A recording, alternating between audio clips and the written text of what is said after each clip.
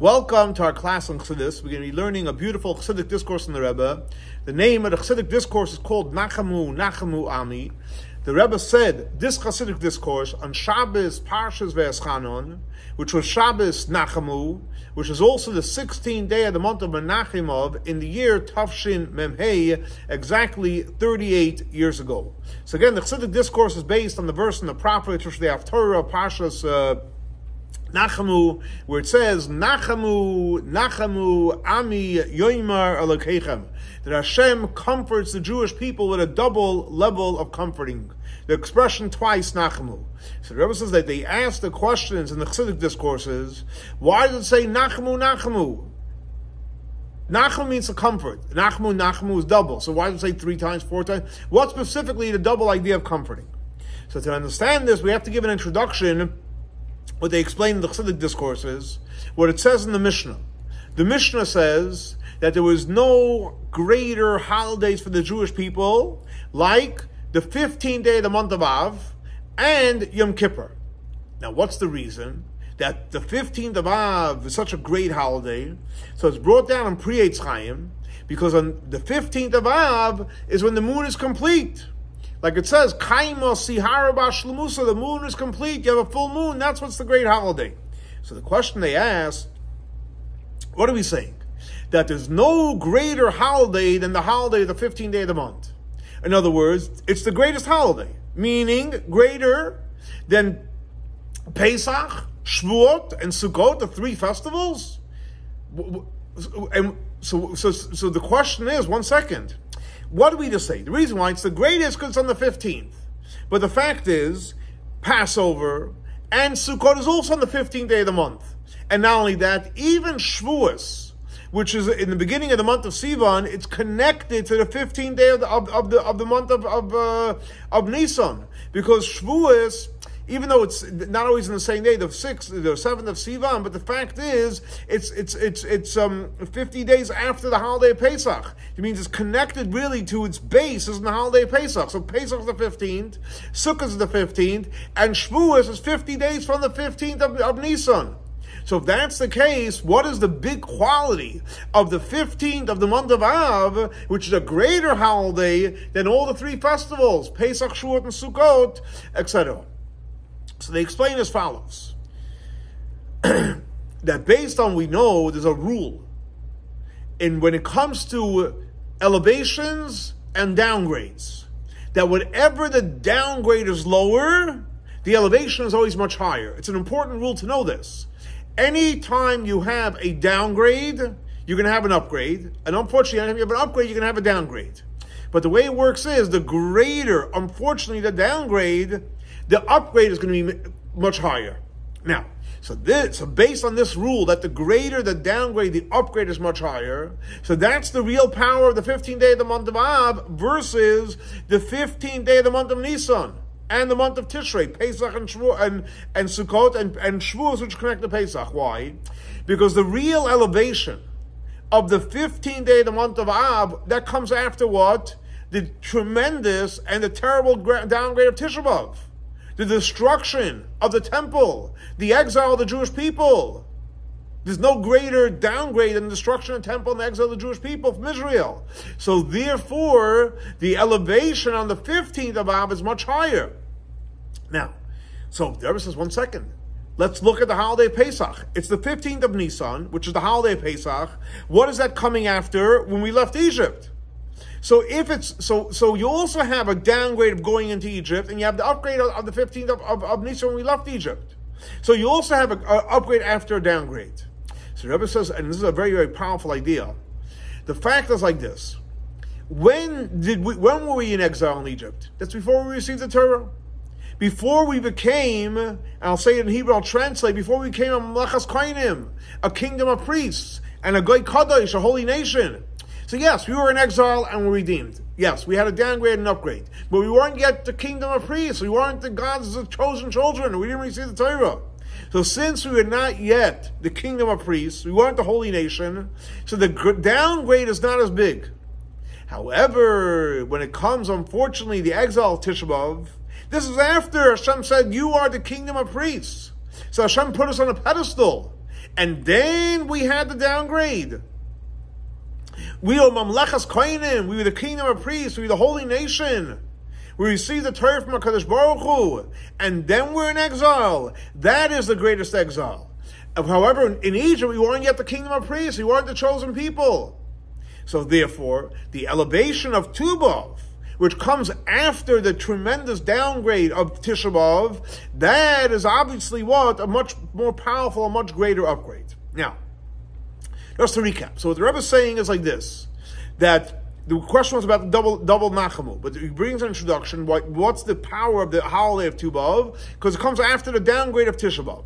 So he said, 1 second, the other two holidays, and specifically both Pesach and Shavuot, comes after the downgrade of going into Egypt, and the answer is, because that was before God put us on a pedestal. So yes, it was a downgrade, we were in exile, but we weren't coming from, we're like the special people. And so therefore, he wasn't down, but it wasn't as much. However, once we received the Torah, Hashem said, you're the kingdom of priests, and we're in exile, that's a huge downgrade.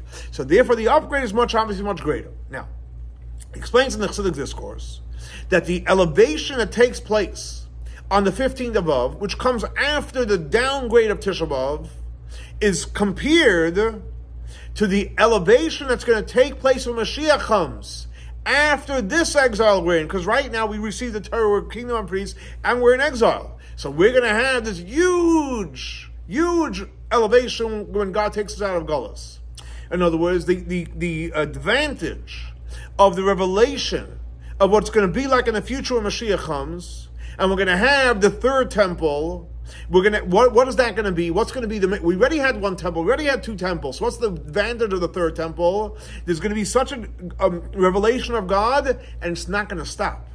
The revelation, when God reveals himself and gives us the third temple, that revelation is non-stop. Non-stop. As we see, the first temple and the second temple, unfortunately, it stopped. We don't have the first. We don't have the second temple. However, the revelation of the third temple, since it's going to come after this gullus, this exile that we're in, so it's going to be such a powerful revelation where it's not going to stop. Like it never quotes the verse in the prophet that says, "Oyel bal yitzon bal yisod yisdeitzov netzach." The tent is not going to move. The pegs aren't going to come out of the ground, and that third temple is going to last forever. Why is it going to last forever? Because it's coming after the downgrade of this gullus. So the same thing also applies to Tu B'Av, which comes after the downgrade of Tisha B'Av. That on Tu B'Av, what kind of energy is there? What kind of light is shining? A light similar to what's going to be like in the future when Mashiach comes, but it doesn't stop. So now the Rebbe is going to explain this is the connection with Tu B'Av and נחמו, the double comfort. Because what's the double comfort? So you have the comfort on the destruction of the temple. You have the comfort of the fact that you're in exile. And it says twice comfort, because we had one temple that was destroyed, and we had the second temple, so we need a comfort from each temple. In other words, so it's a comfort on the first temple that was destroyed, and also a comfort on the second temple, which was obviously a greater destruction and a greater downgrade than the first temple. And even it was greater than the first temple. Why? So since the downgrade is much greater, so the elevation after the second one is much higher. So therefore, the comfort is a double comfort. In other words, as Winkler explains, and he says, anytime you have a double comfort, it's not just a double comfort, but double is connected to the idea of redemption. Like it's brought down in reference to the letters, the 22 holy letters, the alphabets, the Jewish alphabets. So there's 5 letters: Mem, Nun, Tzadik, Pei, final chaf, man sepach. Every one of these letters are double letters. There's a mem and a final mem, the nun, the final nun, the tzaddik, the final tzaddik, the pei and the final pei, and the chaf and the final chaf. So all these letters that are doubles are connected to geula. Like for example, God took us out of Egypt, so it's the pei, pocket, pakadati. Every one of the letters is connected to the redemption. What's the connection between double letters and redemption? Because what is the idea of redemption? What is the idea of we were stuck in exile and God redeems us? Redemption is because this world that we're living in, where do we get the energy from? We get it from Oyer HaMali, the light that fills in the world. It's a finite light. Oyer HaSoviv is the infinite light. So what happens in the redemption process is the infinite light, Oyer HaSoviv, gets connected to Oyer HaMali. So you have double letters. You have the Oyer HaSoviv and the Oyer HaMali together. So that's the connection between the double letters and the idea of redemption. So when the infinite light, Oyer HaSovev, the light that hovers over, comes into, which is really above Hishtalshalos of being internalized, that's what ultimately creates redemption. Like Rabbi points out, he says, also it's brought down in the Chassidic discourse in reference to the double, in reference to that redemption, where it also says you have, for example, Lech Lecha, you have 2 words that are double. Of the Chassidic discourse, Rashi explains more at length the double words. But the point is that the double letters creates Oyer HaSovev comes into Oyer Maleh, and when that comes in, the revelation is non-stoppable. Like he quotes the verse, the tent that's not going to be moved, and the pegs that will not be taken out forever. So in other words, so what do we see from here? We see that basically the power of Tu B'Av is that since it comes after the destruction, so then you're going to have the ultimate redemption, which is not going to stop because you're going to have the union of Oyer HaSovev and Oyer HaMaleh. The Rebbe says he'd like to connect this, what it says in our Torah portion. What's it in our Torah portion? So it says, Ve'atchadin al Hashem. Moshe Rabbeinu prayed to Hashem at that time, and he said, please Hashem, I would like to go over from the Jordan into the land of Israel, and he used the words, Ve'era, I want to see the land, the good land. In other words, Moshe Rabbeinu is pleading with Hashem. He wants to go into the land of Israel. In other words, he wants to go into the land of Israel, but not only he wants to go in, he wants to be the one that's going to bring the Jewish people into the land of Israel. Why was Moshe Rabbeinu so passionate and so insistent that he wanted to be the one bringing the Jewish people into the land of Israel?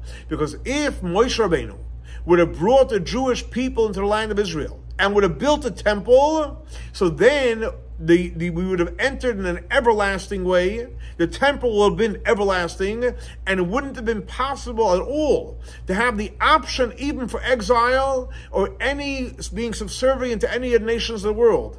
Like it says in reference to the first tablets, so it says charus, it was carved out on the stone. So charus means to carve out, but you can also, it's the same letters, you can play with it, and you come from the word of cherus. Charus is carved, but cherus is freedom. In other words, so from the level of the first tablets, we have the power that no one was able to rule over the Jewish people.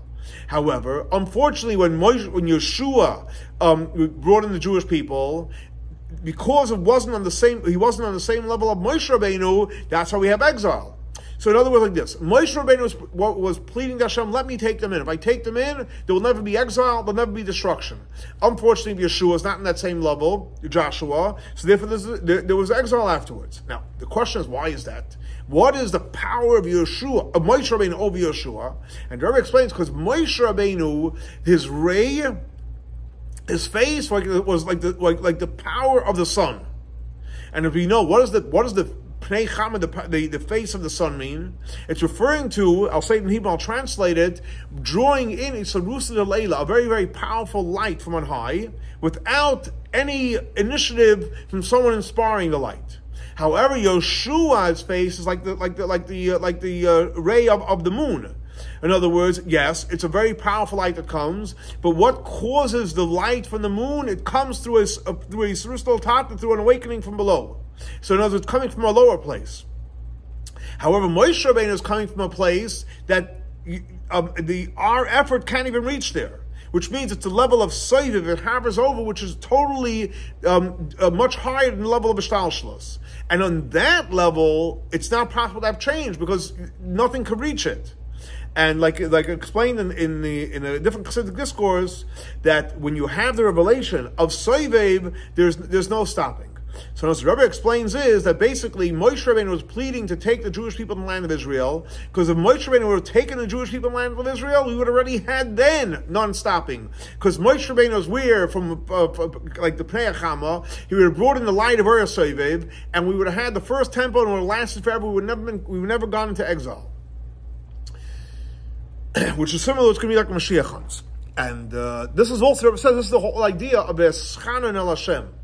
Moshe Rabbeinu pleaded with Hashem, so Ve'atchadin also comes from the word of chen, which is, he asked for Hashem to give him a matnas chinam, a free gift. Give me a gift.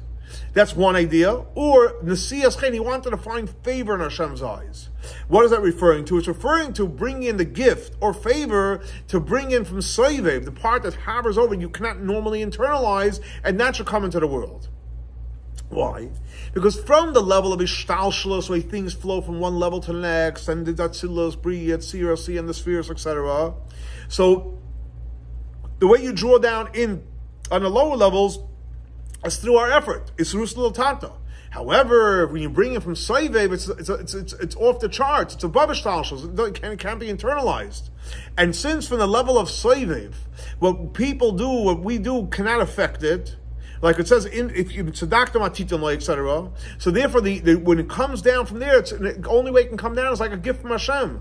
In a way, you find favor in Hashem's eyes. Hashem gives you from Oira Soivev. And that's why Moshe Rabbeinu said to Hashem, it's a very now important lesson when you, in terms of many ideas in Kabbalah. Moshe Rabbeinu said to Hashem, Im atzasi chen beinecha, if I find favor in your eyes, v'niflinu ani v'amcha. That means we should be separated. In other words, why? Because since Hashem is going to give from chen, Oir HaSoivev, a very, very powerful light, and which is not connected anything into this world, and in other words, the actions in this world have no, it doesn't make any mark or any connection. Like it says in, if you sin, it doesn't create any issues whatsoever. So in other words, it's coming down a very, very powerful light. So what happens is when a very powerful light comes down, and whatever you do or say doesn't make a difference, it's possible this powerful light can go in the wrong places. When you get such a big gift, it's unfortunately possible it goes in the wrong places. Like we all know, when someone has too much of a blessing, it ends up going to the wrong places. So therefore, Moshe Rabbeinu asked from Hashem, "V'niflinu ani v'amcha." We should totally be separated from the nations of the world. In other words, that it should only go into the right places. It should only go into the Jewish people. Because if it would go into the wrong place, it's going to be misused. And that's why he pleaded with Hashem, Ve'eschanon. He pleaded with Hashem, I would like to go across the Jordan, and I'd like to see the Be'erah, see the land. In other words, Moshe Rabbeinu wanted that going into the land should be from the level of what? The light above Ishtalshalos, off the charts. Ve'eschanon, he wanted a gift. And then it would have been what? In an everlasting way, because it would have been from a place that from there's no stopping and there's no change. So in other words, to recap before we go further, what is Rabbi saying here? That Moshe Rabbeinu pleaded with Hashem that should come from a very, very high place.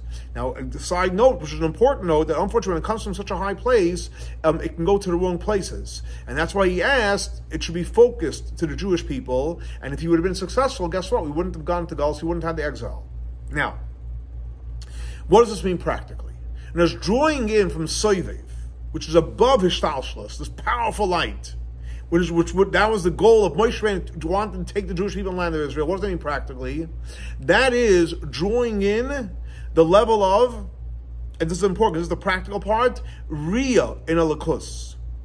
The era. He wanted us, we should be able to see godliness. Not hear, not understand, not feel, but he wanted us to see godliness. And that's why he said clearly, Ve'eschanan, he pleaded with Hashem, let me go over the era.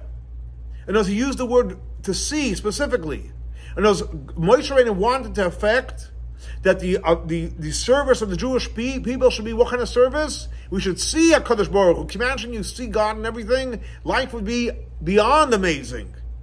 In other words, when you see something, it's so true on the finest levels, and it's so sure, and it's so clear, and it's not possible to have any weakness or any change. If you see, not feel is great, and understand is great, but when you literally see godliness, God becomes so true in your life, it becomes so strong. And it's like this.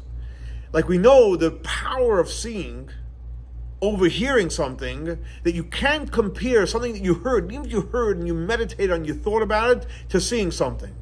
And even if you hear things from people that you trust, and even though it becomes like true to you because you heard it from someone that you trust, it's not as strong. However, when you saw it, that's true.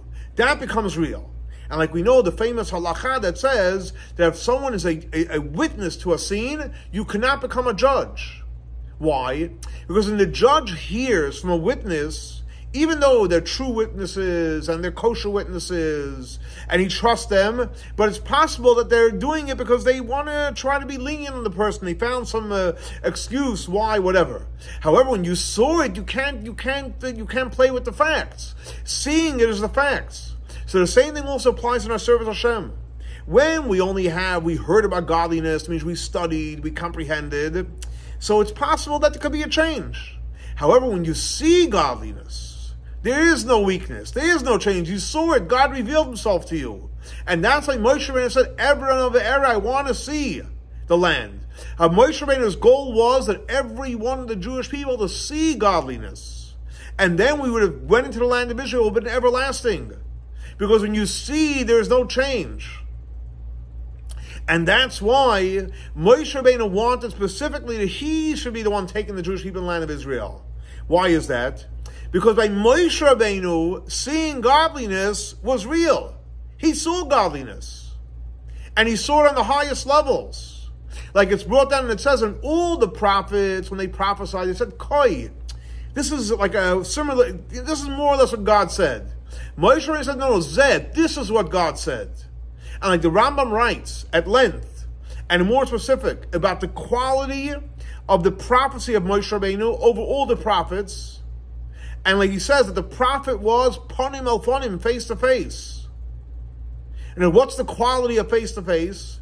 That is coming from the prophecy of Moshe Rabbeinu. And how much more so? He received the Torah from Hashem, which is much higher than prophecy. He received the Torah from Hashem, even higher than his own prophecy.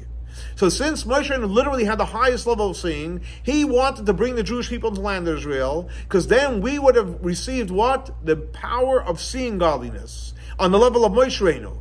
And then we would have went in, it would have been everlasting, we would have had the temple, we would have had the land of Israel, and we would have never left because we saw godliness. So our avoida is, what's our spiritual work? To develop seeing God and godliness. And what does that mean? It never explains like this. What does Ve'etchnanon mean? And, to explain the idea of what is Ve'etchnanon and the connection of Ve'etchnanon with, to bring it back full circle, נחמו, it says twice נחמו, and also the idea of Tu B'Av, in more specific, never explains like this. It's brought down in the Chassidic discourse, which starts with נחמו noch ami. So, Tu B'Av, which is the 15th of day of the month of Av, what is Tu B'Av? Tu B'Av comes from, Tu is Tess 9, B'Av is 6, which is 15, the 15th day of the month of Av. So, to understand it, we're going to understand more specifically, we know that Moshe Rabbeinu, he says Ve'etchnanon, he prayed to Hashem. Now, so it says that Ve'etchnanon, the numerical value of Ve'etchnanon, Vav is 6, and Aleph is 1, Saf is 400, Ches is 8, Nun is 50, another Nun is 50, is 515. Ve'etchnanon is 500, numerical value is 515, which means Moshe Rabbeinu prayed to Hashem 515 prayers to allow him to go into the land of Israel. Now, why 515? Why not 514? Well, any number. Why 515? And Rebbe explains, because 515 is the connection between Tuf Kuf, which is 500, and 15. So 515 is 515. What's the spiritual significance of 515? So 15, we said is 15, so what's 15? 10 and 5. Which is basically in the numerical, in the letters, what's a 10 and a 5? Yud is 10, and Hey is 5. Now Yud, in the Sfirot, Yud is a sphere of Chachma, it's the dot, and Hey is already the way it breaks out, that's a sphere of Bina. So Yud and Hey, which is the 15, that's Chachma and Bina. Tuf Kuf, we said, is 500. What is 500? That's the 5 spheres of Chesed in the sphere of Keser, in the sphere of Atich, the lower part of Arich. Why? Because in Keser, Atich and Arich, every one of the sphere is at the power of 100, because every sphere times 10, and then times another 10, so you have it rolls out into 100. If you have the 5 spheres of Chesed, so you have 500. Okay. So again, like this. So you have Tufkuf 500 is the 5 spheres of Chesed in Arich, the way it explains out to 500, and then you have the Yud Hey Chachma and Bina. So it goes from Chesed into Chachma and Bina. higher than that in the 500. It's not only the 5 spheres in Arich, the lower part of Keser, which makes it 500, but it's even the higher part of Keser in Atik. And even in the 5 spheres of Chesed of Atik, it's still 500 because each one's to the power of 500. So what's the idea of 515 prayers? It's the connection between 500 Chesed of Arich or Chesed of Atik, which is 500, and 15, which is Chachma and Bina. What's the idea? The idea is the Moshe was trying to draw in from the 5 spheros, which is technically 500 in Atik or Arich, into Chachma and Bina. And he adds over there that when Mashiach comes, it's going to be even deeper. Because what's going to happen is you're going to have the revelation of the 5 spheres of Chesed, of Atik, not only in Yud Hey, in the 15 of Chachma and Bina, but it's also going to be into the second part of Hashem's name, Vav Hey, which is basically all the Midot, the 6 Midos, and Hey is Malchus. Why? Because when Mashiach comes, even Vav Hey, the second part of Hashem's name, is going to be like the first part, Yud Hey. Like it says, by Yom Mahu, Mashiach comes, by Yom Mahu, Yiyeh.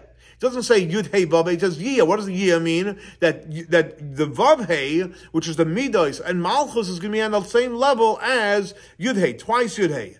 In other words, the Vav Hey is going to be in the level of Yud Hey. So the goal is to bring in Chesed of Atik into Yud Hey, which is Chachma and Bina, but even into the emotions and Malchus, and when Mashiach comes, that's going to be elevated in the level of Yud Hey. And ever since he'd like to explain this based on what's explained in Oira Torah, in Parshas Ve'etchanun, and it says over there, with the Chassidic discourse, it starts Ve'etchanun, so it says that the 515 prayers, which also is brought down in the notes of the Rebbe Rashab, of that Chassidic discourse, which over there he refers to the book of Dvarim, Pastor Achana, etc., that he says that when referring to the 515 prayers, there's actually two insights. In other words, like this. The first insight is that the 500, which we said already, is Chesed from Arich and Atik, which comes into later into Chachma and Bina. So in other words, if that's the case, the 500 is higher than the 15. Because the 15 is referring to Yud Hey, which is Chachma and Bina Vatzilus, and the 500 is the 5 Chesadim of Atik and Arich. So that's the point of the first insight. The 500 is higher than Chachma and Bina. The 500 is Chesed of Atik and Arich, and it goes into Yud Hey, the Chachma and Bina of the world of Atzilus. That's the first insight. What's the second insight? That the 500 is actually lower than the 15. Why is that? Because the 500 is not referring to Chesed in Atik and Arich, but it's actually referring to the worlds that are on the number of 500. Like it says clearly that from the earth to the heaven, it takes 500 years to travel. So you see that the world is connected to 500.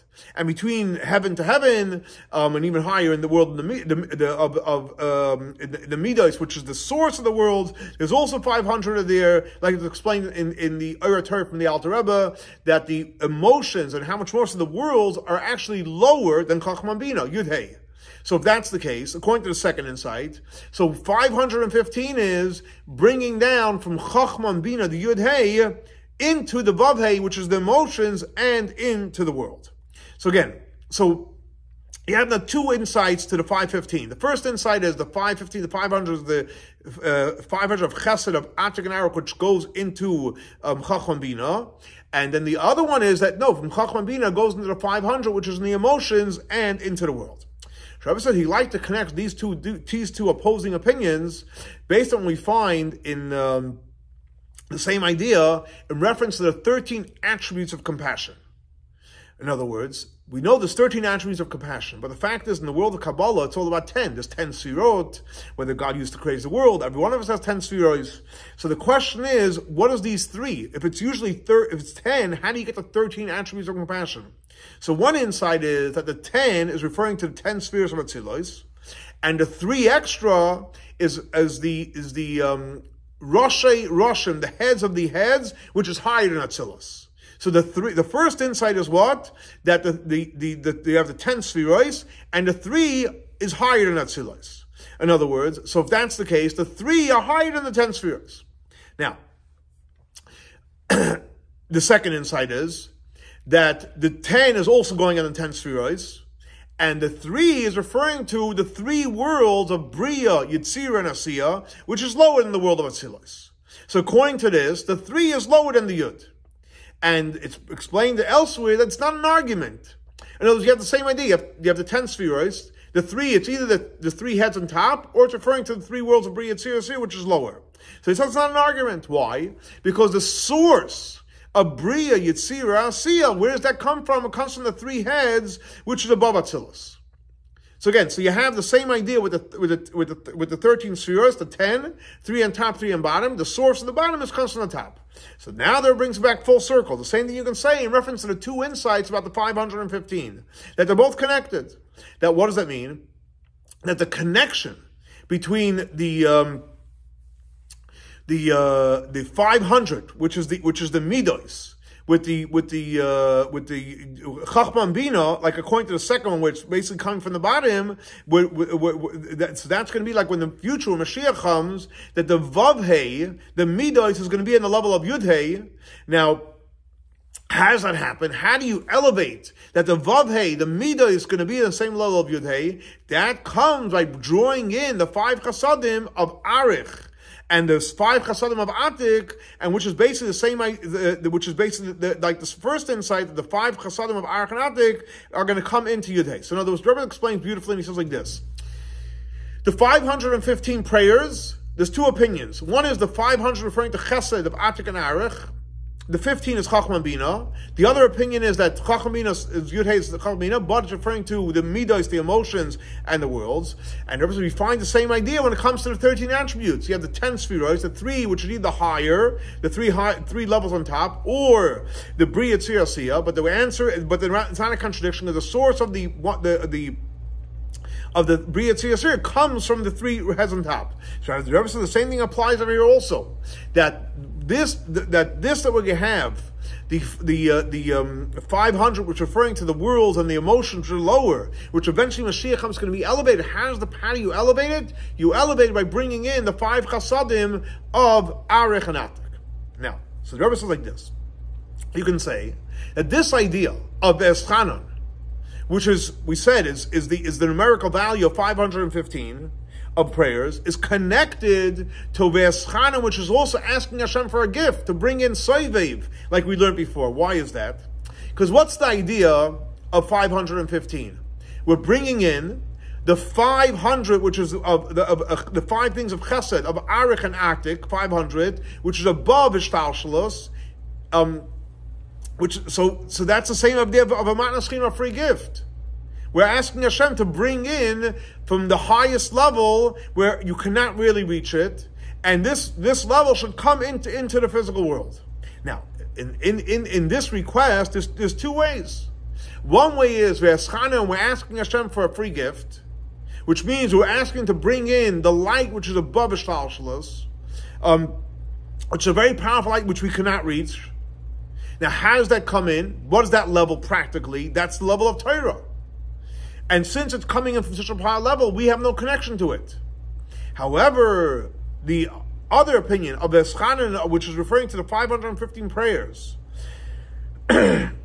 which is the 500, is coming down into Chacham Bina until it comes down to the world. How does that happen? It happens through prayer.